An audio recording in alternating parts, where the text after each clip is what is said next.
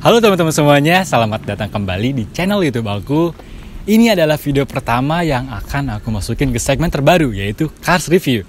Dan di video pertama kali ini, aku akan ngebahas mobil LMPV yang legend dan sangat populer di tanah air. Inilah dia, Daihatsu Xenia tahun 2010.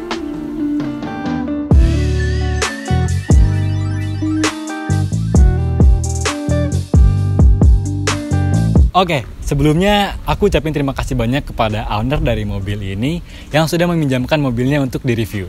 Dan sekarang langsung aja kita mulai bahas mobilnya. Ini adalah Daihatsu Xenia tipe XE Family tahun 2010, yang artinya merupakan Xenia generasi pertama yang sudah facelift. Bisa kalian lihat perbedaan antara yang facelift dan pre-facelift, dia berubah di bagian grill dan juga desain bumper yang sekarang menjadi lebih manis. Lalu berbicara tentang tipe, Xenia generasi pertama memiliki 3 tipe atau 3 varian. Yang terendah ada MI, lalu LI, dan yang tertinggi adalah XI. MI dan LI hanya dibekali dengan mesin 1000 cc 3 silinder. Sementara XI, karena dia tipe tertinggi, dibekali dengan mesin 1300 cc 4 silinder.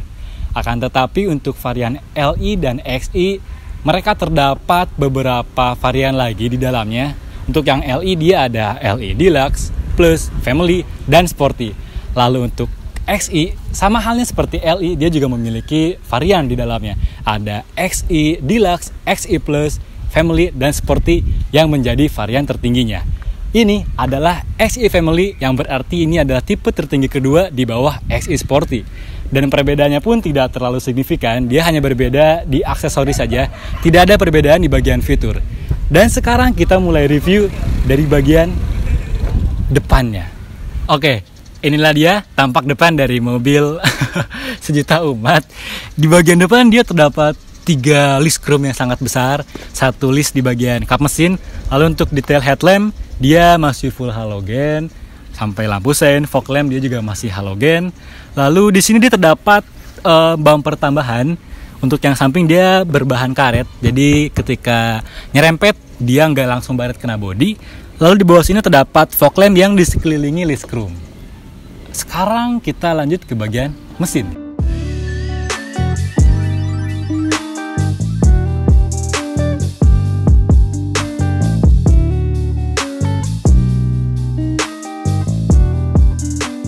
Untuk mesin,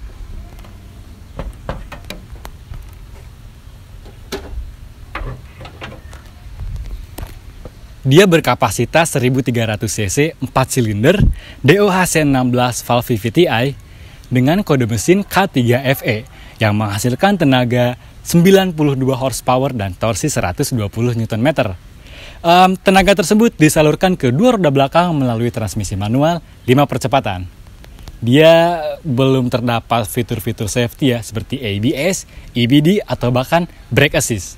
Karena untuk airbag sekalipun belum tersematkan pada mobil ini. Untuk samping, kita mulai review dulu dari bagian velgnya. Untuk velgnya, dia menggunakan velg alloy dengan diameter 14 inch yang dibalut dengan ban Dunlop SP10 dengan ukuran 185/70 ring 14. Terdapat mudguard di sini. Lalu sen juga sudah LED yang sudah nempel di spion, bukan di fender. Lalu di atas ini terdapat antena yang masih model tarik, ada talang air, sudah di blackout pilar, dan dia juga handle sudah chrome, tapi sayang masih model cungkil. Sudah ada alarm juga dan terdapat side body molding bertuliskan tipenya Family. Lalu untuk dimensi mobil ini, dia panjangnya 4,1 meter dengan lebar 1,6 meter dan juga dengan tinggi 1,6 meter. Jadi tinggian aku lah ya. Ya nggak sih? Sekarang kita lanjut ke bagian belakang. Inilah dia tampak belakang dari mobil yang ketika kalian salip di jalan, itu nggak akan ada habisnya.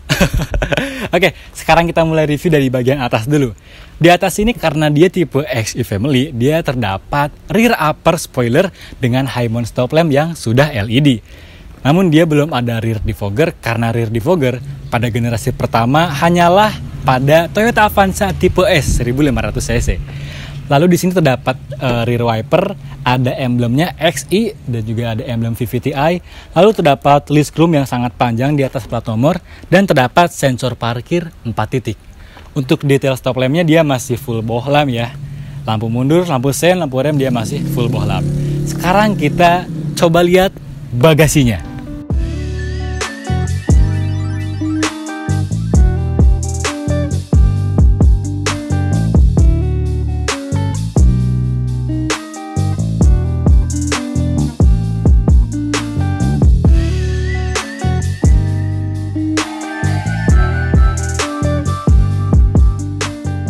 Oke, yang rada nyebelin dari Xenia ini adalah tidak ada tuas bagasi di belakang sini.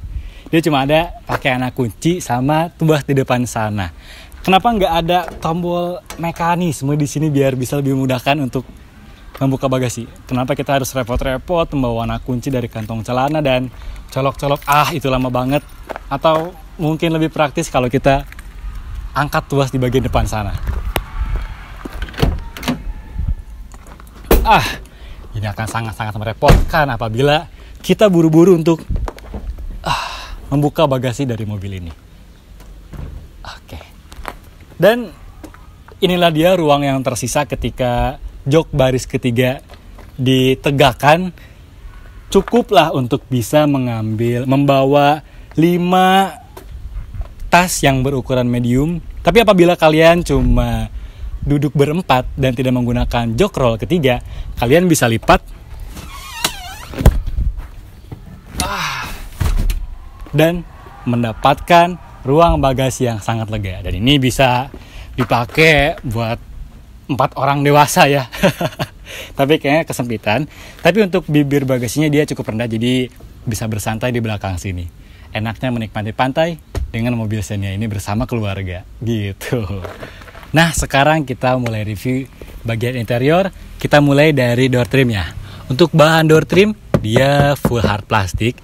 Lalu untuk jendela dia auto hanya pada sisi driver, lengkap dengan window lock dan power door lock yang masih dari sini ya.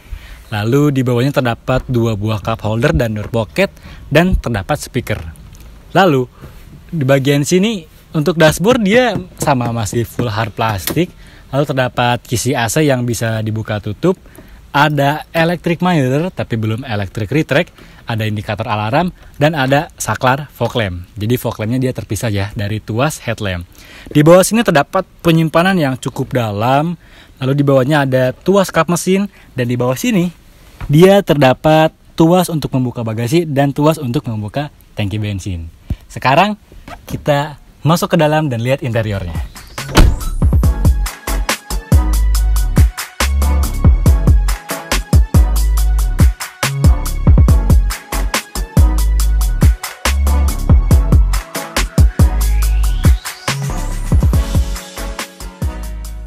Oke teman-teman, sekarang aku udah ada di interior dari Daihatsu Xenia tahun 2010.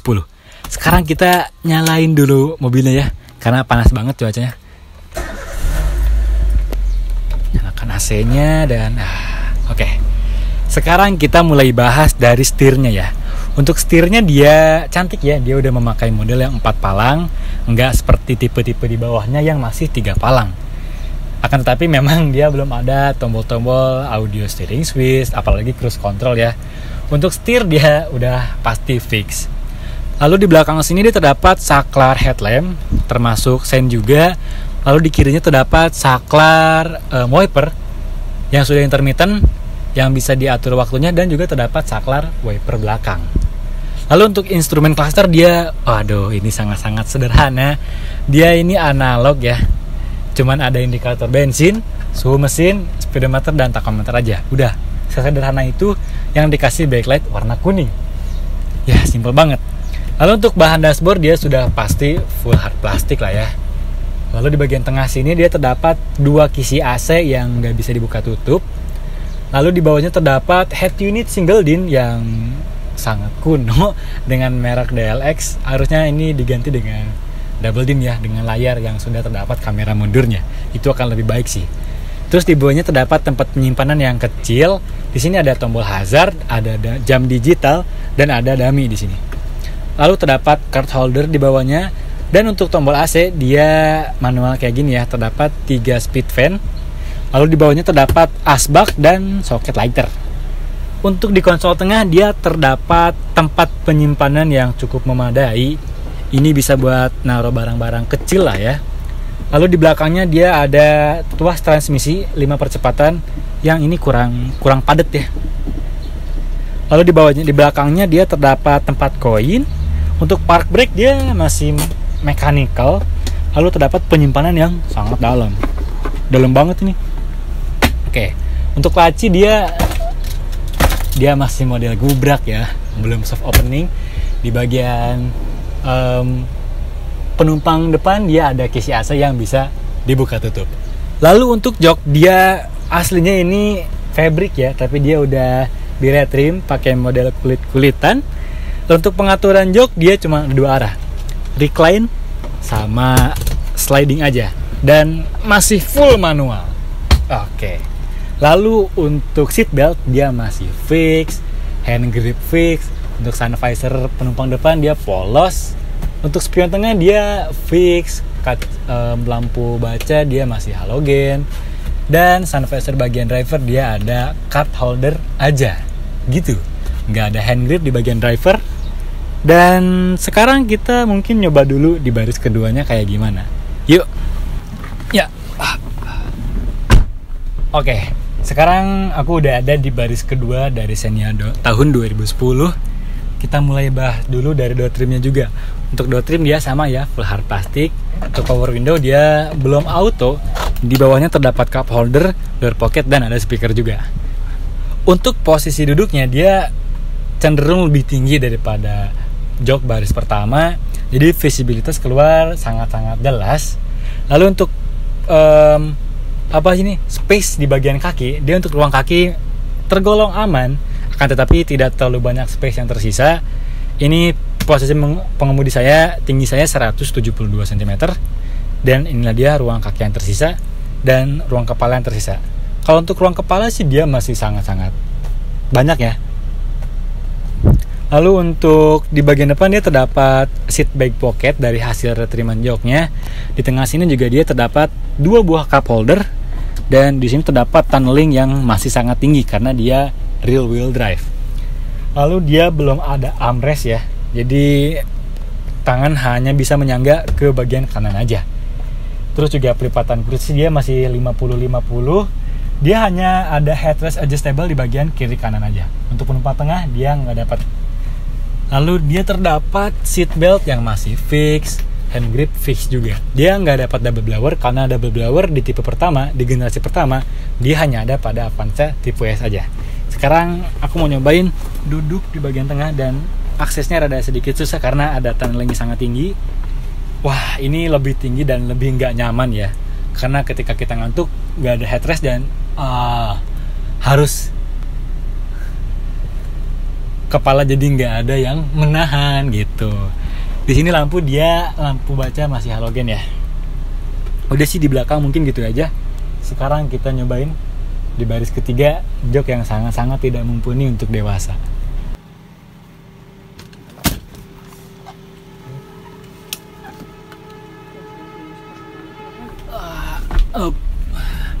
Oke. Sekarang aku udah ada di baris ketiga dari Xenia tahun 2010. Dan di sini sangat-sangat tidak cocok untuk dewasa ya. Karena ini kaki akan sangat pegel sih, karena dia harus jongkok banget ya. Lalu juga dia space untuk kaki tidak tersedia banyak karena ya dia nggak bisa di sliding ya jok baris keduanya. Lalu juga untuk di belakang dia nggak ada seat belt, jadi sangat-sangat berbahaya. Dia juga langsung ketemu panel besinya, dan bener-bener nggak ada akomodasi di sini. Dia juga nggak ada headrest, jadi kalau ngantuk gini lagi. Di sini lebih cocok buat anak-anak sih, karena kalau dewasa di belakang itu akan sangat melelahkan. Sekarang kita coba untuk bawa mobilnya dan rasain gimana sih rasanya bawa Xenia tahun 2010 yang sekarang umurnya udah 12 tahun. Yuk sekarang kita coba bawa mobilnya.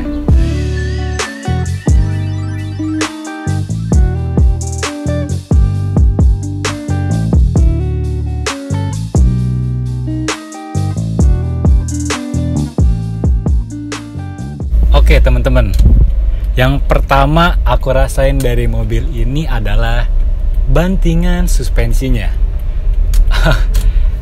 Untuk seukuran mobil keluarga sih harusnya bisa sedikit lebih natural ya. Maksudnya bisa sedikit lebih gimana ya, empuk dan tidak terlalu stiff. Tapi ini nggak keras juga, cuman emang settingannya yang terlalu stiff. Jadi untuk seukuran mobil keluarga ini kurang nyaman.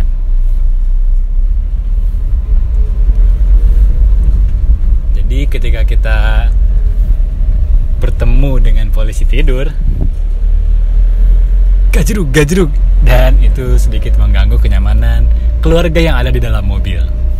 Oke, kekurangan dari mobil ini adalah kabin yang memang kurang senyap. Ketika kaca tertutup full, dia tetap ada road noise ya dari luar, kayak suara motor, ya kan? Terus suara ban. Tapi emang kalau suara ban sendiri, ketika kita jalan di bawah 60 km dia emang gak terlalu kedenger. Tapi kalau udah di tol itu sangat-sangat masuk sih suara dari ban.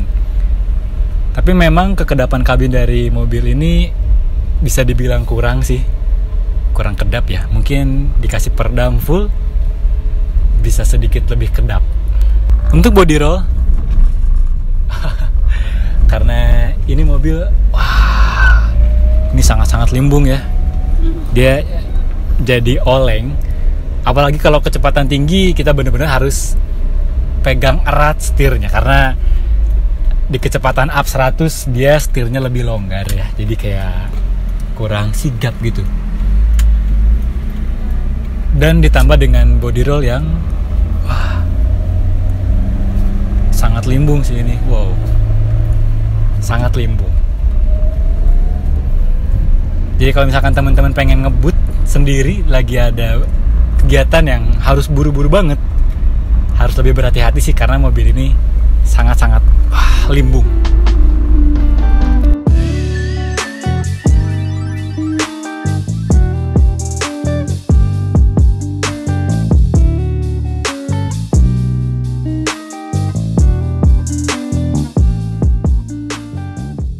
Lalu untuk konsumsi bahan bakar, mobil ini tergolong cukup irit, 1:10 atau 1:11, dan itu cukup impresif untuk pengendalian dalam kota. Kalau untuk di tol pastinya lebih irit ya.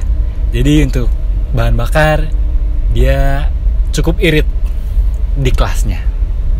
Lalu karena dia rear wheel drive, dan walaupun dengan 1300 cc, tenaganya nggak main-main. Kalau misalkan kalian udah lihat jalan agak kosong, kalian mikir pengen agak sedikit diinjak, tenaganya cukup lah untuk nyalip mobil yang sedikit arogan.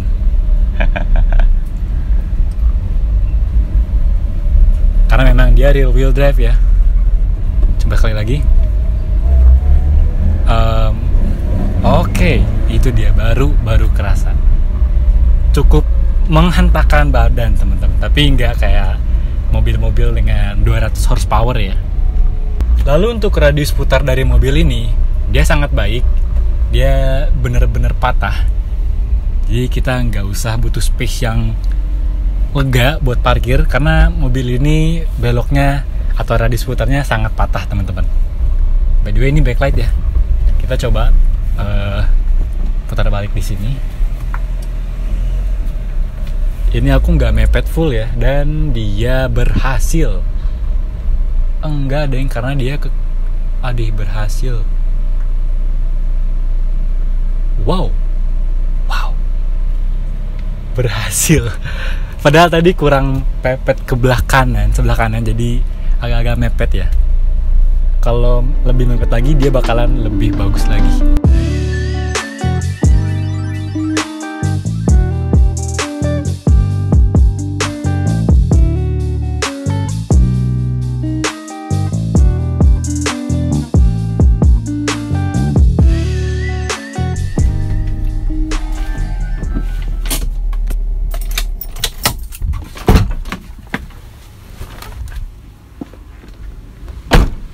Oke, Jadi begitulah review singkat dari aku tentang Daihatsu Xenia X-e Family tahun 2010. Dan sebelum mengakhiri video ini, jangan lupa buat kalian klik tombol like, comment, share, dan subscribe ke channel ini. Dan jangan lupa nyalain lonceng notifikasinya supaya kalian gak ketinggalan video terbaru dari YouTube aku. Sekian aja, terima kasih dan bye-bye.